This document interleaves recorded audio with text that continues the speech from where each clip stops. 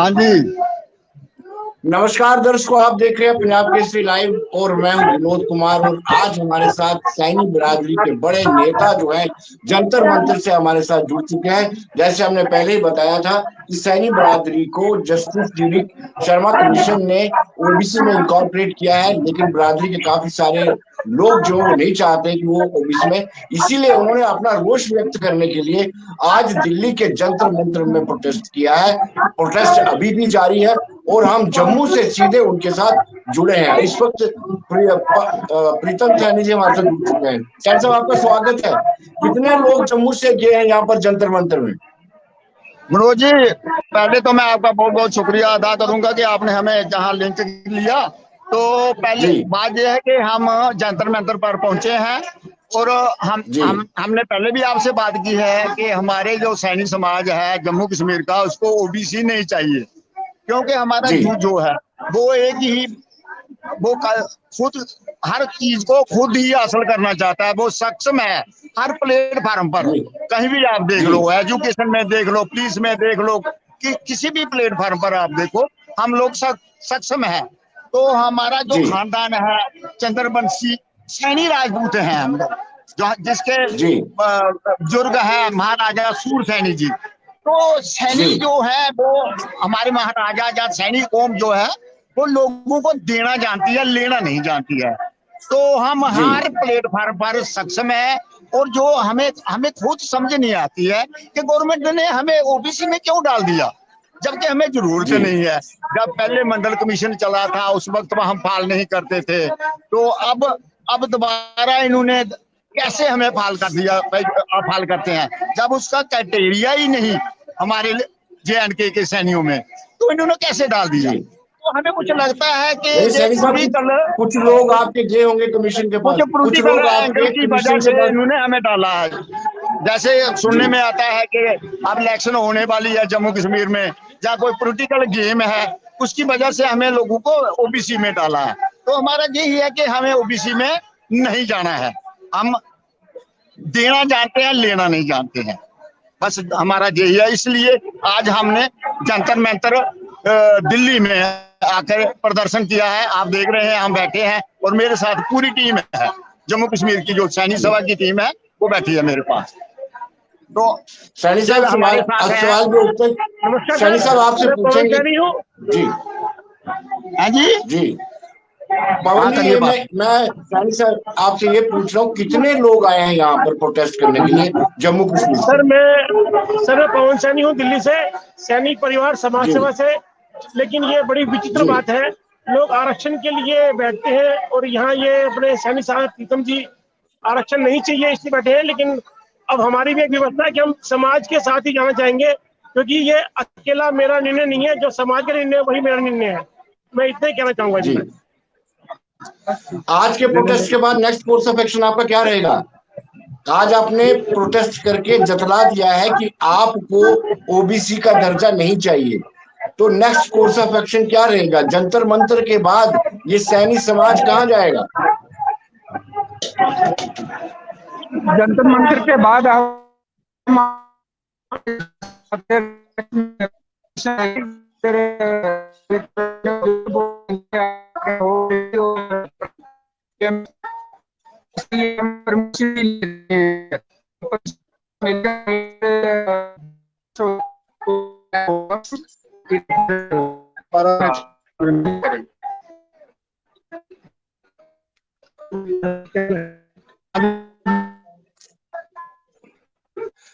सैनी साहब आपका संपर्क कट रहा है। जो दर्शक हमारे साथ जुड़े हैं उनको ये मैं बताता चलूं कि सैनी समाज दो हिस्सों में विभाजित हो चुका है। समाज का एक हिस्सा चाहता है कि उनको ओबीसी का दर्जा मिले, समाज का दूसरा हिस्सा चाहता है कि उनको ओबीसी का दर्जा कतई नहीं चाहिए। और अपना रोष व्यक्त करने के लिए उन्होंने अपनी नाराजगी जाहिर करने के लिए स्पष्ट कर दिया है और जंतर मंतर में धरना दिया है। जंतर मंतर में धरना देकर के वो ये सरकार से डिमांड कर रहे हैं कि जब हमारा समाज चाहता नहीं है कि आप हमें ओबीसी का दर्जा दें, वो क्या कारण है कि जबरदस्ती हमें वहां पर बिठा दिया गया है। और यही एक कारण है कि कहीं ना कहीं नाराजगी लगातार बढ़ती जा रही है।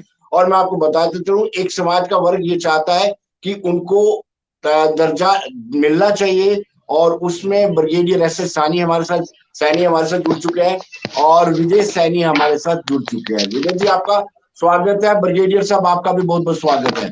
ब्रिगेडियर साहब, जो लोग विजय जी आपसे जानना चाहूंगा, जो लोग दिल्ली में प्रदर्शन कर रहे हैं जंतर मंतर, उनको कैसे देखते हैं आप? आपसे जानना चाहूंगा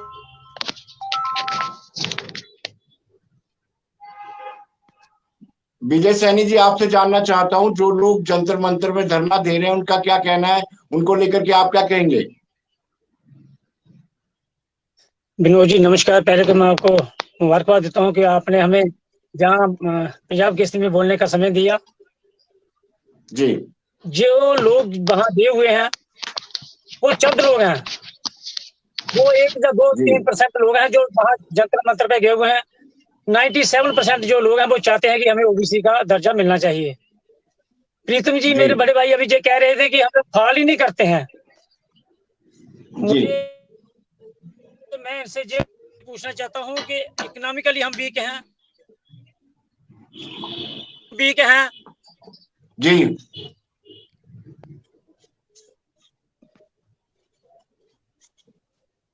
सोशली हम वीक हैं, एजुकेशन में हम वीक हैं जी, ना। हमारे कोई ऐसा सैनियों में है जो हमारा कोई केएस अफसर है, कोई आईपीएस अफसर नहीं है, आईएएस अफसर नहीं है, ना ही हमारे इतना कोई सैनिक बिरादरी में कोई लैंडलॉर्ड है। ये अभी जो कह रहे थे मेरे भाई अभी पीछे कि हम लैंडलॉर्ड हैं, कहाँ लैंडलॉर्ड है?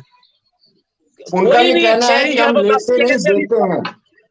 विजय जी उनका कहना हम लेते नहीं हम देते हैं, देने वालों में से हम। अभी इनके पास 2 किले से ऊपर जमीन ही किसी के पास नहीं है, तो लेने वाले कहाँ से आगे से, देने वाले कहाँ है जी?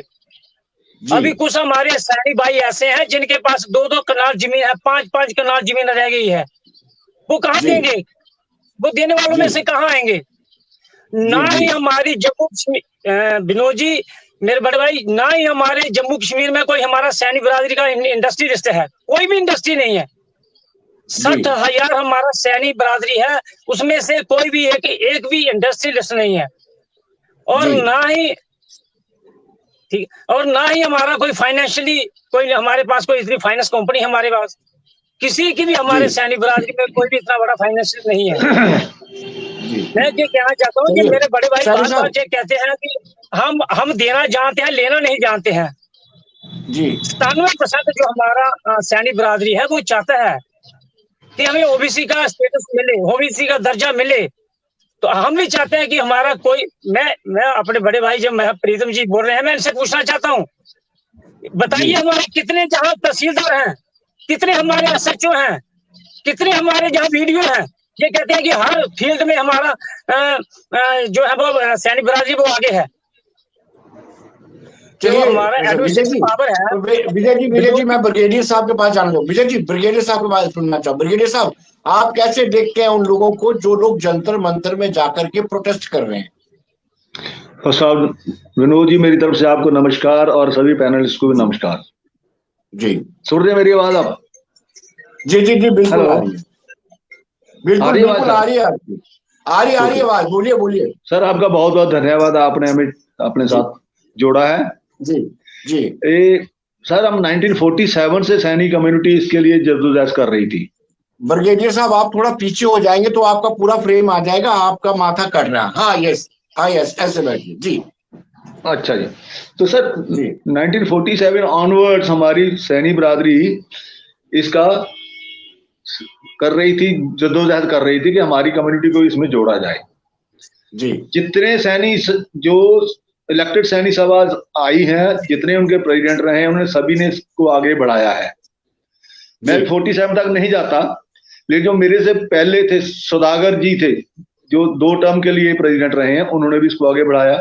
फिर मैं 5 साल रहा सैनिक इसका कम्युनिटी का प्रेसिडेंट, 16 से लेके 22 तक मैंने बढ़ाया। अभी पिछले महीने मैंने इसको हैंड ओवर किया सतपाल को, वो भी अभी इसको आगे बढ़ा रहे हैं। अब बात सर ऐसा है विनोद जी कि जब ये गवर्नमेंट ने माइनॉरिटी कमीशन बिठाई थी, हम उनसे मिले जा करके, और ये मेरे छोटे भाई प्रीतम सिंह जी जो अभी बोल रहे थे कि हमें नहीं चाहिए, ये भी मिले थे उनसे और इनके साथ भी आदमी गए थे उनको मिलने के लिए जी।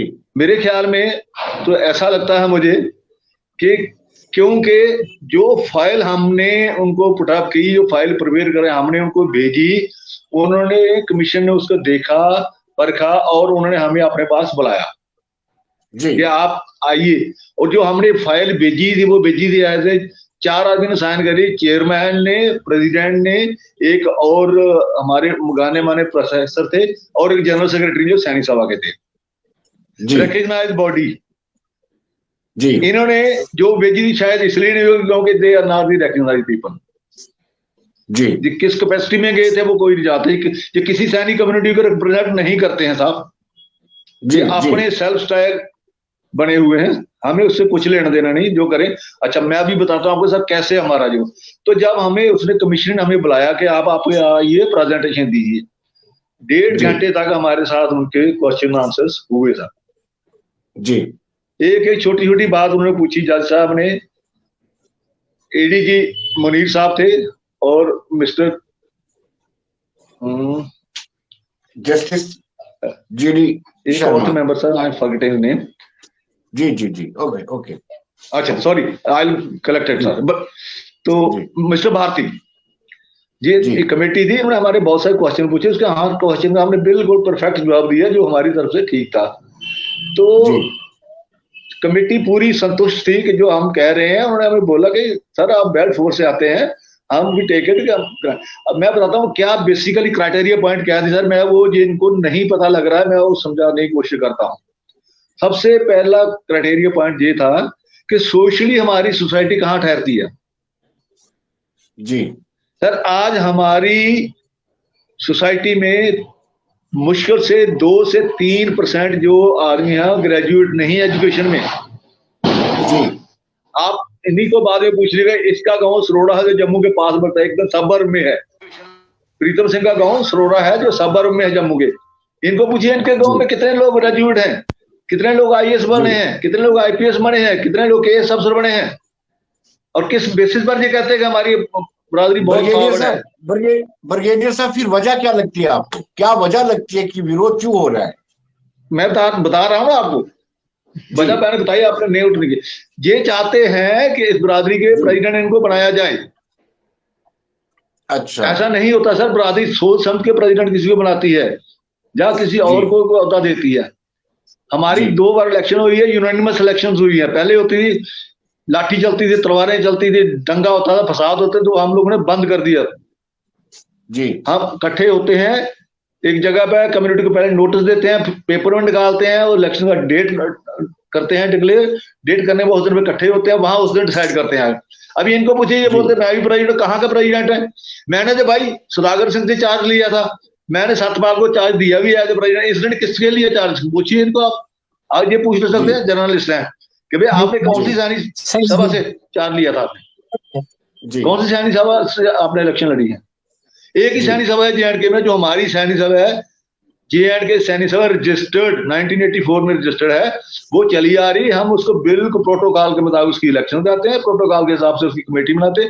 अभी जो मैंने हैंड ओवर किया उसकी कमेटी बन गई है दोबारा, उसमें चेयरमैन है, जनरल सेक्रेटरी है, वाइस प्रेसिडेंट्स हैं, और उन्होंने एक पैनल ऑफ एडवाइजर भी बनाई है साथ में इस बार, कि 10-12 लोग गाने माने लोग हैं अलग अलग फील्ड से, जो एक्सपर्ट्स हैं, उनका एक्सपीरियंस है अपना, वो सभी को, ताकि उनको टाइम टू टाइम गाइड कर सकें जी। ये है हमारी वो सैनिक सभा की कमेटी। इनको मुझे नहीं मालूम। दूसरी एक बात मुझे और याद आ रही है, मोस्ट ऑफ आवर कम्युनिटी जो है इंटरनेशनल बॉर्डर के पास रहती है। ये प्रीतम सिंह जी जो थोड़ा जम्मू सबर्ब में रहते हैं, वो सभी अरनिया इर्द गिर्द सारे बॉर्डर के साथ है, 5 किलोमीटर के दायरे के अंदर आती है। उसमें साहब जी सारे बच्चे बहुत मेहनती हैं, मैं मानता हूँ। वो सारे बच्चे बेल्ट फोर्स में पढ़ जाते हैं, उनको ओबीसी नहीं चाहिए, क्योंकि ओबीसी लागू नहीं है आर्मी में। ये उन बच्चों को मिसलीड करके कह रहा है कि हमें ओबीसी नहीं चाहिए, हम तो फाइटर्स हैं, हम लोग वो कौम है जो हम देना चाहते हैं, लेना। ऐसे नहीं होता है। एक आर्मी को छोड़ दीजिए, डिफेंस फोर्स को छोड़ दे, बाकी सभी डिपार्टमेंट में रिजर्वेशन है साहब, लागू है सभी के साथ जी। आप मानते मेरी बात को? नहीं मानते जी अगर आर्मी में नहीं ओबीसी की रिजर्वेशन नहीं है, लेकिन बाकी हर डिपार्टमेंट में है।